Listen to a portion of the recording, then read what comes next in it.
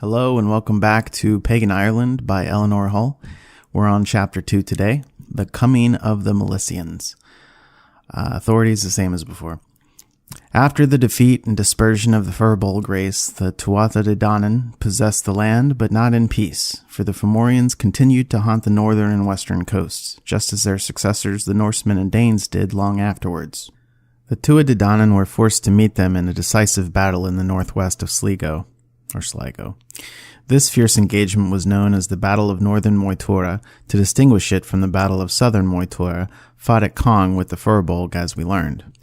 The Fomorians were led by a terrible pirate called Baelor of the Evil Eye, in league with one of the De Danann princes named Breas, who had been regent of Ireland for some years, but had so misgoverned that he had been driven out by his own people, and had taken refuge with the Fomorians, who were kin to the Tuatha De Danann race, and closely related to them by marriage. In this battle, both Baelor of the Evil Eye and Nuada of the Silver Hand, king of the De Danann, were killed, and Dagda Mór, or Great Dagda, succeeded Nuada as monarch of Ireland. In after times, before the coming of Christianity, he became the great god of the Irish nation.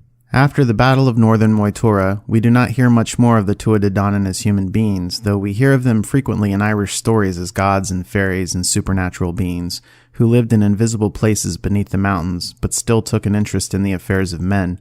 They even fought for or against them at times, and appeared to them when they were in distress, just as in the Greek story of the siege of Troy. Juno, Minerva, Mars, and other gods and goddesses are made to take part in the wars, and side with one party or the other. The names of some of these chiefs, whom the people afterwards thought of as gods, though they do not appear to have worshipped them, are Dagda Mór, greatest of all the gods, Angus Og, the beautiful, who was thought of as ever young and fair, the god of youth and beauty, Lug Lamfada, or Lavada, or long-handed, the god of light and the sun's bright rays, which seemed to them like long arms outstretched, and Manan Maclir, the ocean god, who gave his name to the Isle of Man, called still in the Irish Isle of Mannan. There were also goddesses of whom the best remembered are Morrigan, the great queen, and Macha and Bav, the three grim war goddesses, who generally appeared to foretell a battle or to warn the hero what his fate would be. They had the power to change themselves into withered scald crows. Perhaps the reason that these people were so well remembered was that the chiefs of the De Danann race were buried in great tombs like little hillocks along the River Boyne, not far from the Drogheda, and they remain there to this day, and are known in old stories as the fairy palaces of the Dagda Mór and Angus Og, etc. The people never believed that they really died, only that they went below the earth into these fairy palaces. But we know that these were their tombs, for skeletons have been found in them. In a future chapter we shall learn what these wonderful tombs are like. The Milesians.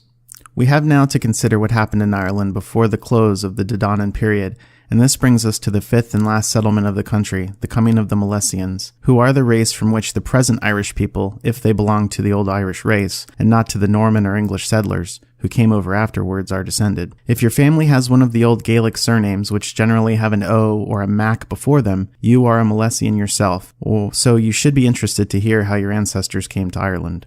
They are supposed to have come from Scythia by way of Egypt, Crete, and Spain. Wherever they came from, they seem to have had long wanderings and to have been very glad to reach the shores of Ireland, which they called Inisfal, or the Island of Destiny, because one of their prophets had foretold that they should inhabit it. It is possible, as some legends relate, that they came over from Spain, from which in early times Ireland had friendly communication. It is said in one story that there was a great famine in Spain which forced the Milesians to leave, and they arrived in a large fleet of boats on the north coast of Ireland. But if the followers of Milesius really came from Spain, they would more likely have landed in the south coast, so that we cannot be sure if the old tradition in their origin is true.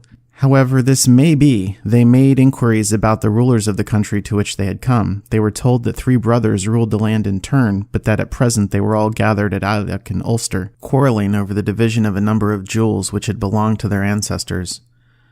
The Milesian leader, Ith, entered the room while the dispute was going on, and they were so much struck by his appearance that they referred the question to him and asked him to settle the dispute. This he did by dividing the jewels equally between them, and then he told them that he could not think how anyone, and especially princes, could spend their time in wrangling and quarreling when they were so happy as to live in such a beautiful island as Inisfal. He said that he had never visited such a delightful land before, where it was neither too hot nor too cold, where fruits in plenty abounded, where the grass was green and the trees luxuriant, and the hills and soft valleys made the landscape beautiful. In such a land, he said, the people should always live in friendliness and harmony together.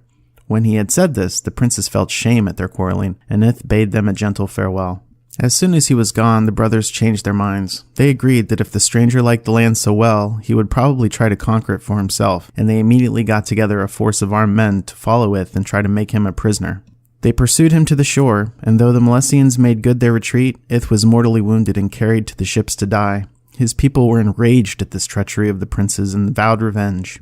Milesius had died meanwhile, but the whole of his followers set sail in their 30 ships and coasted around Ireland till they came to Wexford Harbour, which used to be called Inverslang, the mouth of the river Slaney. But the Tuatha Dé Danann exerted all their magical arts against them and raised a thick magic mist so that they could not find the shore, hoping to find a better place to land.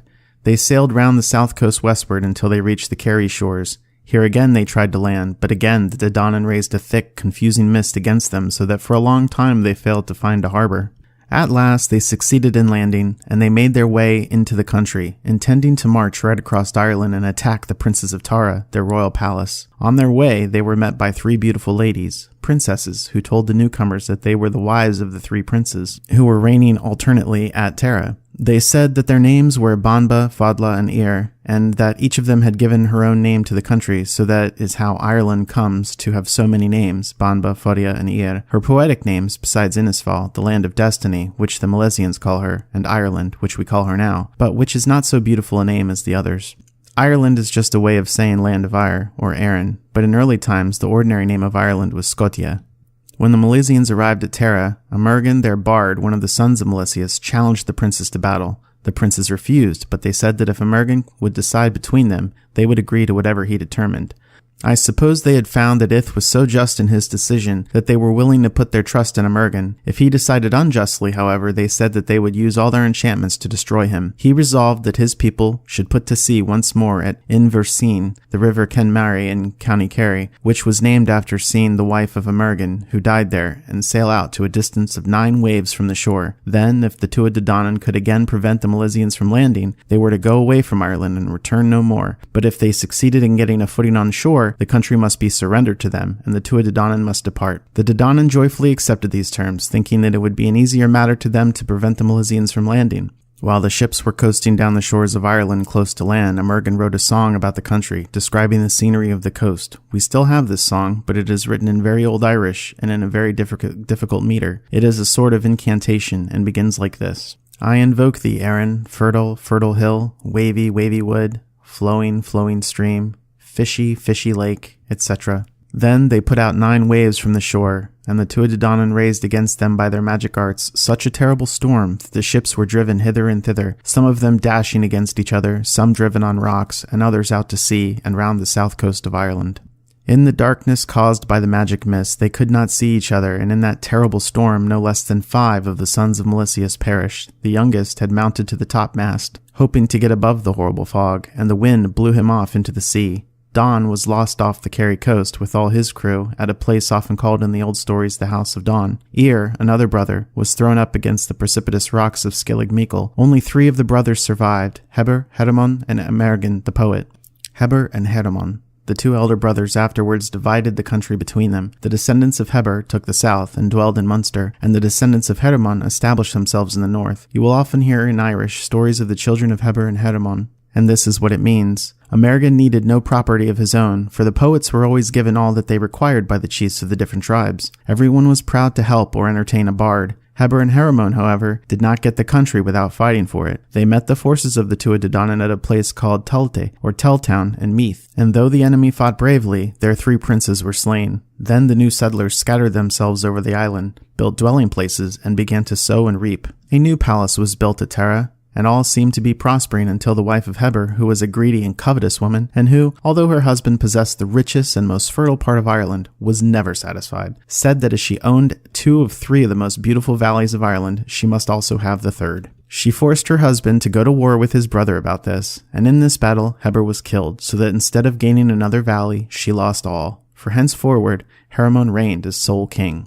These, then, are the old stories of the origin of their race, which the Irish historians love to tell. Sometimes they thought of these people not as men at all, but as races of gods who in old times had inhabited Ireland. They especially thought in this way of the Tuatha Dé Danann, who were, you remember, A very clever people with a great knowledge of the arts, and numbers of beautiful stories were invented about these early gods and their great deeds, and their power and beauty, and the magic arts they were able to exercise. Just as all that we see and do as children seems greater and more wonderful than what happens after we grow up, so to the people who lived in very early times, all that happened before their day seemed more than human. The poets and storytellers took advantage of this way of looking at the past, and they wove wonderful and beautiful legends around these early times and made them into a sort of fairyland in which all strange things might happen and all marvelous things seem true.